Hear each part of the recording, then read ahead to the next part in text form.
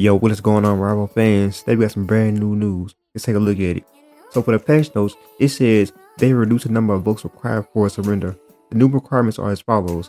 For the team size, if you got 6 teammates, you only need 5 votes. If you got 5 teammates, you only need 4 votes. If you got 4 teammates, you only need 3 votes. And if you got 3 teammates, you only need 3 votes. While if you got 2 teammates, you need 2 votes. Alright, now for the fixes, it says they fixed the issue of the replay list displayed for search factions during the closed qualifiers showed matches from the open qualifiers instead. Now for the big news, for the hero patch notes, it says Winter Soldier Winter Rose. It says they fixed the bug where Bucket awesome ability to be normally interrupted if Captain America initiated their team up ability at the same time.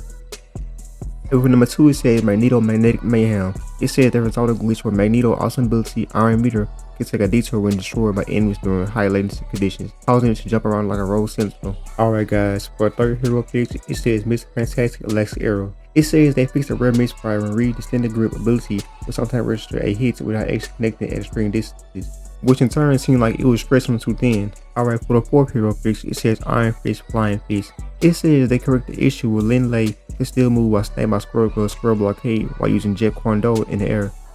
And for the fifth hero fix, it says Dr. Strange Sorcerer Shenanigans. It says they fixed a bug where Stephen might miss out on his awesome ability energy from terrain chaos if enemy pass through more than one portal before being eliminated. Now what I can say about this overall is this update is a solid quality of life and bug fix patch. It ain't too flashy, but definitely necessary.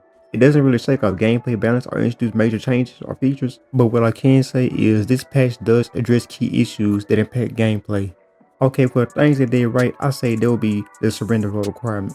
I say that because on Netease end, that's a smart move. Matches can become one-sided pretty quick, especially in games like Marvel Rivals, where team synergy matters a lot. Now, Netease doing this shows that Netease respect players' time and commitment and also cut down frustration. And for the second feature they did right was a replay list fix. It's a minor backend issue, but for players tracking tournaments or studying gameplay, it matters. And another thing they did right was the hero bug fixes. Now this is the big win. Fixes like the Winter Soldier also being interrupted or Mr. Fantastic long range misfire or high impact gameplay bugs. They affect fairness, consistency, gameplay, all that stuff, especially in close matches or high ranked games. Now, what's still missing in my opinion is all of these are bug fixes which are great, but the game still need balance tweaks and changes. Like for example, they need to nerf Squirrel Girl and Black Panther, because I believe as of right now, Squirrel Girl is killing the meta right now if I'm not mistaken. I could be wrong. And if Squirrel Girl is not the meta, then she probably is one of the metas. Now, for my final thoughts on this patch shows the dev team is listening to our feedback and working behind the scenes to polish things up. That's encouraging and all, but to really keep players, especially competitive ones, they need to put their balance changes, meta adjustments, and community transparency soon. Alright guys, we got some good news for PC players.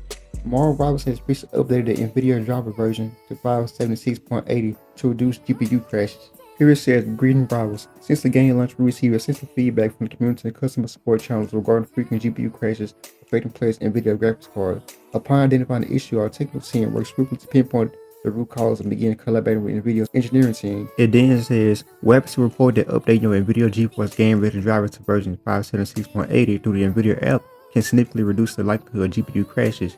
The driver version addressed 2 major crash issues. For the first issue is the cache overflow. Since launch players using NVIDIA graphics card may experience crashes after several matches due to shader cache overflow at the driver level. And for the second issue is the hardware accelerated GPU scheduling. Since driver version 572.40, players using GeForce RTX 40 series and GeForce RTX 50 series graphics card may experience crashes if hardware accelerated GPU scheduling is disabled in Windows system settings." It then says, "We strongly recommend all players using NVIDIA graphics cards to update to 576.80 or later to improve gameplay stability."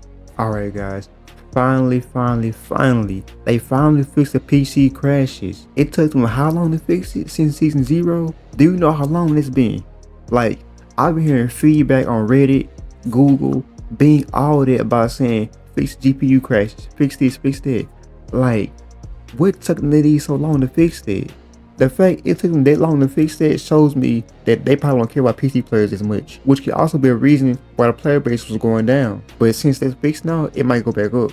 And guys, don't get me wrong, I'm not throwing any shots at Netease, but let's be serious. It took them that long to fix that. Also, in the comment section, let me know y'all feedback on that right there. Like, why did it take them so long to fix that? Was it something going on behind the scenes? What happened? Wait. Alright guys, for good news, we got 2 brand new skins coming. For the first game, we got the Thor Majestic Raiment skin. And for the second skin, we got the Punisher Daredevil Born Again skin. And keep in mind, these skins are coming June 27th, so keep a lookout. Now, I do have to say for the Punisher skin, even though it's a new skin, it still looks similar to the original default skin. Only thing difference is he got longer arm sleeves and no face paint besides mascara on his eyes. But other than that, it's really the same thing as his other costume, or his default costume I should say. Now, as for the Thor skin, I think this was the skin that we seen in the loading screen a while back. But for this skin, I like how he got the red and blue stripes on the side of his shoulder. Now, as for both skins overall, I don't have too much to say, but what I can say about the Punisher skin is Punisher need more skins. Now, according to Miller Ross, it says the new Thor skin price will be 2,200 units, and it will be a legendary skin. Now, this hasn't been confirmed yet, but usually what Miller Ross tweets is actually right. Also, let's take a look at Thor gameplay and MVP animation trailer.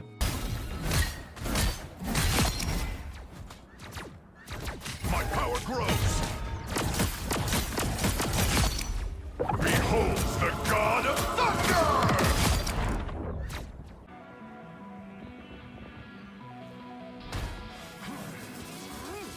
Now, seeing him actually makes like the skin even more, especially the blue cape.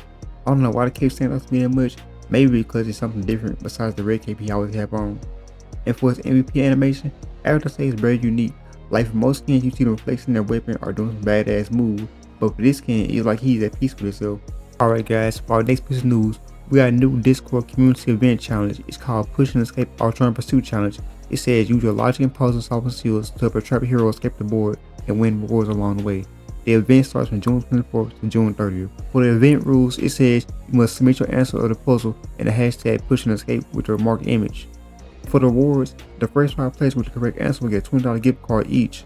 And for the second reward, 20 random participants will get 300 units each. And for the last reward, it says everyone who joins the event by submitting their answer in the hashtag push and escape channel, they will get a limited Discord role called Season 2 Hellfire Gala.